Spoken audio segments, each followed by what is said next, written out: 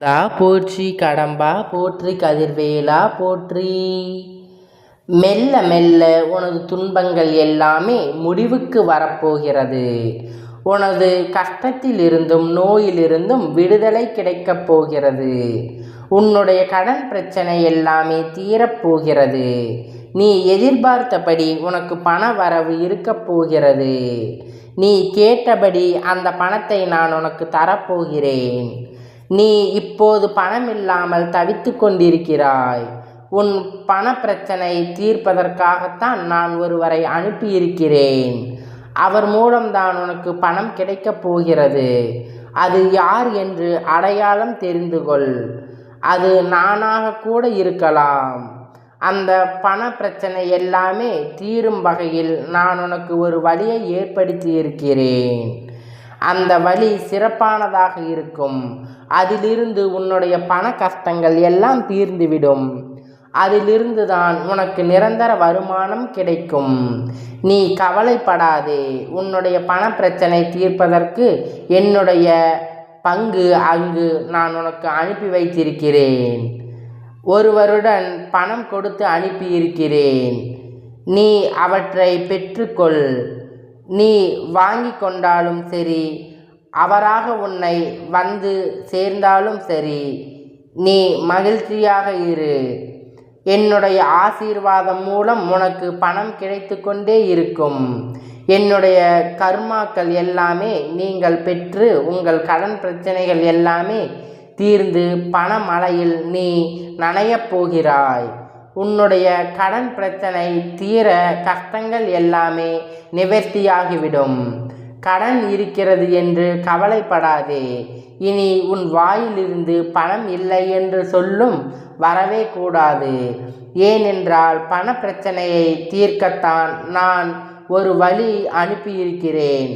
நானும் வருவேன், எதிர்பார்த்து காத்திரு. நீ என்னை நோக்கி வர வேண்டும் என்றால் நீ நான் சொல்வதை போல் செய்துவிடு. உனக்கு எல்லாமே நல்லதாகவே நடக்கும். உன்னுடைய தொழில், நீ இப்போது பார்த்து கொண்டிருக்கும் வேலை உனக்கு சிறப்பானதாக மாறி பல மடங்கு வருமானம் கிடைக்கும்படி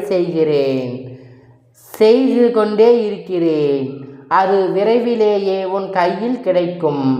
நான் சொன்னது போல அந்த தை மாதத்துக்குள் உனக்கு பணம் கிடைத்துவிடும். அதற்கு நல்ல செய்தி உன் காதுகளுக்கு வரும். உன் பிரச்சனை முற்றிலும் நீக்கிவிடுவேன். எனக்கு பணம் கஷ்டம் இருக்கிறது என்று வார்த்தைகள் இனிமேல் உன் வாயிலிருந்து வரக்கூடாது. உனக்கு நல்லதாகவே நடக்கும். நல்லதே நினை. உன் அப்பன் துணையோடு உன்னோடு இருந்து கொண்டே இருக்கிறேன். உன் கடுமையான வேதனைகளை, தாங்க முடியாத வாழ்க்கை நெருக்கடிகளையும் நிறைந்ததாக இருப்பதை பார்த்து என் மனம் சஞ்சலப்படுகிறது. என் மனம் சஞ்சலப்பட்டு கொண்டே இருக்கிறது. யார் இந்த இக்கட்டான நேரத்தில் உதவுவார் என்று எல்லா இடத்திலும் உனது கையை வெறித்து நீ கலக்கம் கொண்டிருக்கிறாய். துக்கம், துயரம் அழுத்தி கொண்டு இருக்கிறது. நீ முயற்சி செய்கிறாய், ஆனால் வர முடியவில்லை. ஏன் முடியவில்லை என்று யோசித்தாயா? எல்லாவற்றையும் நீ மறந்துவிடு. நான் இப்போது இல்லை என்று, இப்படி நான் எப்படி என் வாழ்க்கையில் இருக்கிறேன் என்று நீ இந்த எண்ணத்தை விட்டு, நான் எப்பொழுதும் மகிழ்ச்சியாகவே இருப்பேன் என்று உன் முகத்தில் சிரிப்பை கொண்டு வா. இதற்கு எல்லாமே காரணம் எதையோ மனதில் நீ போட்டுக்கொண்டு குழப்பிக்கொண்டு தவித்து கொண்டிருக்கிறாய். யாரிடம் நான் போய் சொல்வது, யாரிடம் சொன்னால் இதற்கு தீர்வு கிடைக்கும் என்று அழுது கொண்டு இருக்கிறாய். தங்கமே, முதலில் அதிலிருந்து வெளியே வந்துவிடு. எப்பொழுதும் உனக்குள் ஒன்றுமே இல்லாதது போல, அதாவது எந்த துன்பமும் இல்லை, துயரமும் இல்லை, எந்த ஒரு பிரச்சனையும் இல்லை என்பது போல எப்பொழுதுமே உன் மனதினை புத்துணர்ச்சியோடு வைத்துக்கொள். உன் மனம் வெற்றியாக இருந்தால் உணர்ச்சியாக கலையாக இருக்கும். உன் முகத்தை நீ நேரடியாக சென்று கண்ணாடியில் பார், எப்படி இருக்கிறது என்று, எவ்வளவு சோர்வாக, எவ்வளவு கவலையாக இருக்கிறது என்று. எல்லாவற்றையுமே மறந்துவிடு. இதற்குத்தான் உன் அப்பன் இருக்கிறேனே என்று தைரியமாக எல்லாவற்றையும் மறந்து முதலிலேயே எனக்கு உன் மனதை மகிழ்ச்சியாக வைத்துக்கொள். என்னை நம்பி என் ஆலயத்தில் நீ வந்து சரணடைந்து விடு. ஒரு கஷ்டமும் இருக்காது, எந்த துன்பமும் இருக்காது, என்ன துயரமும் இருக்காது. முதலில் நான் சொல்வது போல் செய். உன் வாழ்க்கை எப்படி இருக்கிறது என்று பார். உன்னை தேடி அவர்கள் விலகி சென்றார்கள், எல்லாம் தானாக ஓடி வருவார்கள். இன்று வாழ்க்கைக்கான அர்த்தங்கள் தான் எல்லாம் தேடிக்கொண்டு இருக்கிறார்கள். ஆனால் வாழ்வதற்கான அர்த்தங்கள் யாருமே தேடுவதில்லை. அதை தேடி இருந்தால் வாழ்க்கை சிறப்பாக அமைந்திருக்கும். வாழ்க்கையில் எதுவுமே காரணமில்லாமல் நடக்காது. எல்லாத்திற்கும் ஒரு காரணம் இருக்கிறது. பின்னால் ஒரு நிச்சயமாக காரணம் இருந்து கொண்டேதான் இருக்கிறது. இப்போது இந்த பதிவினை கேட்பதற்கு கூட சில காரணங்கள் இருக்கும். அது என்னவென்று இறைவனுக்கு மட்டும்தான் தெரியும் என்று நினைக்க வேண்டும், நம்ப வேண்டும். உன்னுடைய வாழ்க்கை பாதையில் அழகாக செல். உனக்கு வார்த்தைகளே இருக்காது. உன்னுடைய வார்த்தைகள் நீயே தேடிக்கொண்டிருப்பாய். அவ்வளவு அழகானது. உன் வாழ்க்கை மாறப்போகிறது. வாழ்க்கையில் நம்பிக்கை, நிதானம், பொறுமை, சகிப்புத்தன்மை, அறநெறியில் வாழுதல், பிறரிடம் புறம் பேசாமல் இருந்தால், இதை நீ கடைபிடித்தாலே உன் பாதை அழகானதாக அமையும். உன் பாதை எந்த ஒரு கரடு முரடும் இல்லாமல் நன்றாகவே இருக்கும். நீ உன் அப்பாவை அழைத்து உன் சத்தம் என்னுடைய மனதுக்குள் இருந்து ஆரம்பித்து கேட்கும் முன்னரே நான் இருப்பேன்.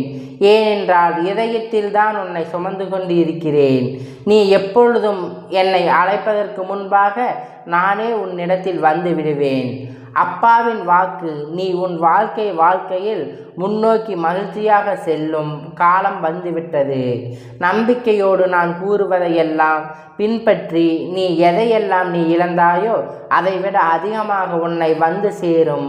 நான் நிச்சயமாகவே சேரும்படி செய்வேன். இது மிகவும் அவசரமான செய்தி. நீ சந்தோஷமான செய்தி. இதை நீ புறக்கணித்து விடாதே. இதற்கு ஒரு காரணம் இருக்கிறது. சந்தோஷ செய்தி என்கிறீர்களே, அப்படி என்ன சந்தோஷமான செய்தி என்று தானே நீ கேட்கிறாய். நீ கேட்டதை நினைத்ததை நான் தரப்போகிறேன். விரைவாகவே அது உன்னிடத்தில் கிடைக்கும்படி நான் செய்ய போகிறேன். நீ கேட்டது எல்லாமே உனக்கு கிடைக்கும். என்னிடம் வெகு நாட்களாக கேட்டுக்கொண்டு இருந்தாய். புத்தாண்டு அன்று என் ஆலயத்தில் வந்து என்னிடம் நீ ஒன்று கேட்டாய் அல்லவா? அது உனக்கு ஞாபகம் இருக்கிறதா? நான் அதனை தரப்போகிறேன். அதற்கான காலம் கனிந்து காய் பழுத்து பழுக்கும் நேரம் வந்துவிட்டது. அதனால் இப்போது நான் உனக்கு இந்த நல்ல செய்தியை சொல்வதற்காகத்தான் வந்திருக்கிறேன். விரைவாகவே நான் அதை உனக்கு கொடுத்து விடுவேன். வெகு நாட்கள் எல்லாம் காத்திருக்க வேண்டாம். இன்று 2-3 நாட்களிலேயே அது உனக்கு கிடைக்கும். நல்ல செய்தி கேட்பதாய் நீ வாழ்வோம், வளமுடனும் நல்ல வழி பிறக்கும். உங்களுக்கு சீக்கிரமாகவே உனக்கு நல்ல வழி பிறந்துவிடும். என்னை நீ முழுவதுமாக நம்பு. நீ வருவாய் என்று உனக்காக காத்து கொண்டே இருக்கிறேன். விரைவில் ஒரு முடிவுக்கு வரப்போகிறேன். எது என்கின்ற கேட்கிறாயா? உனது துரோகங்கள் எல்லாம் விரைவிலேயே ஒரு முடிவுக்கு வரப்போகிறது. தேவையில்லாத உன்னுடைய கண்களை நீ கலக்க வைத்து கொள்ளாதே. மகிழ்ச்சியாகவே இரு. எப்போதும் உன்னை நீ மகிழ்ச்சியாகவே வைத்துக்கொள். நான் இருக்கும்போது எதற்காகவும் நீ கலங்க வேண்டாம். என்னை மீறி எதுவும் நடக்கப் போவது இல்லை. உனக்கு அது நன்றாகவே தெரியும். எல்லாவற்றையும் மாற்றி படைப்பது நான் தான் என்று உனக்கு தெரியும். அப்படி இருக்கும்போது எதற்கு உன்னை நான் தேர்ந்தெடுத்து நான் வசிக்கும் இடத்தில் நான் உன்னை வரவழைத்தேன்?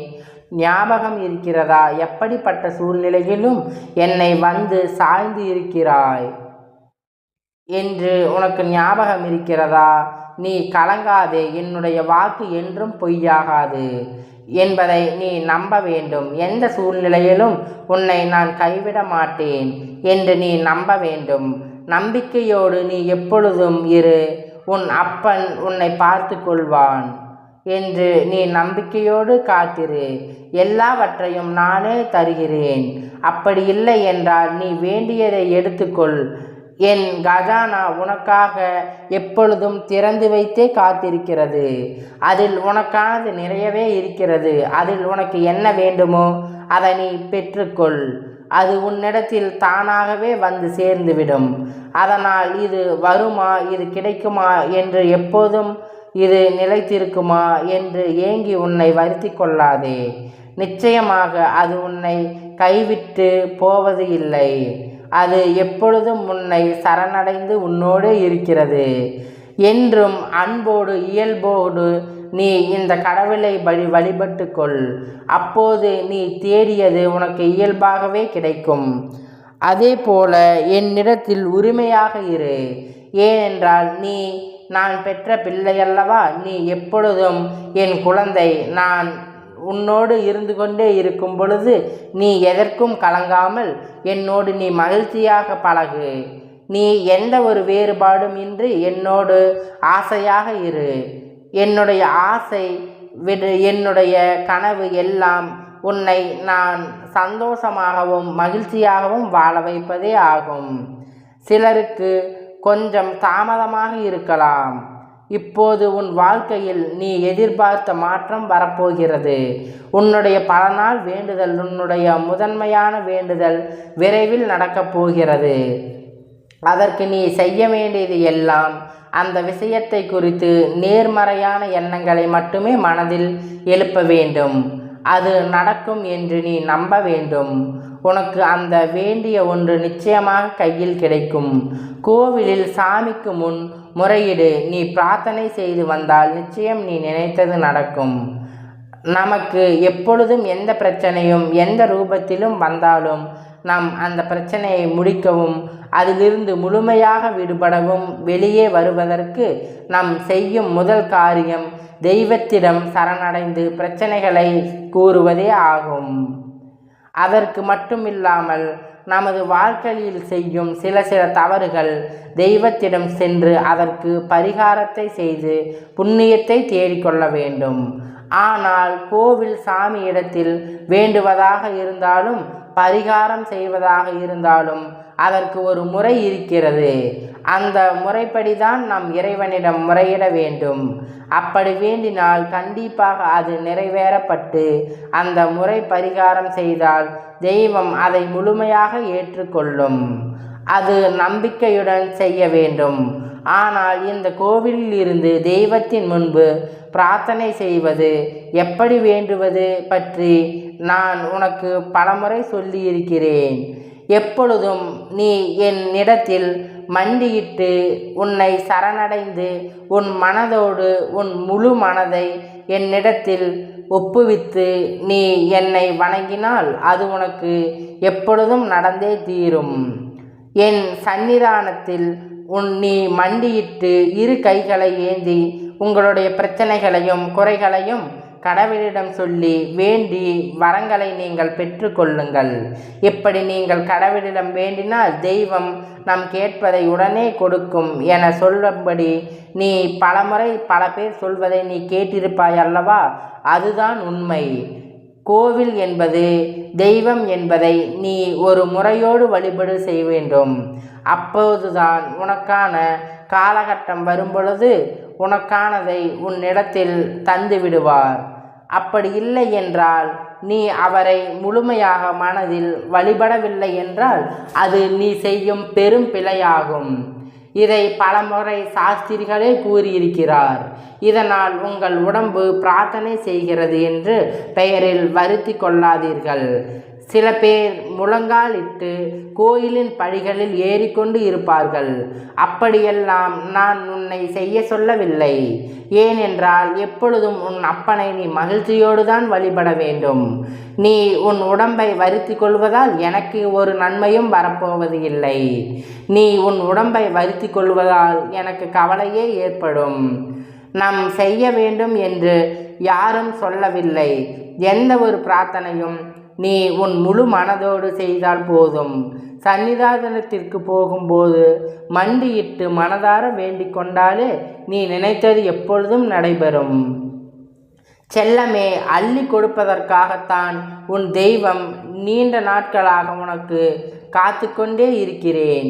நீ எதை நினைக்கிறாயோ அது இந்த சரவணன் உனக்கு நடத்தே தீருவேன். அது உன் பிரார்த்தனையாக வைத்து நீ எப்பொழுதும் என்னை மனதார நினைத்து கொண்டே இரு.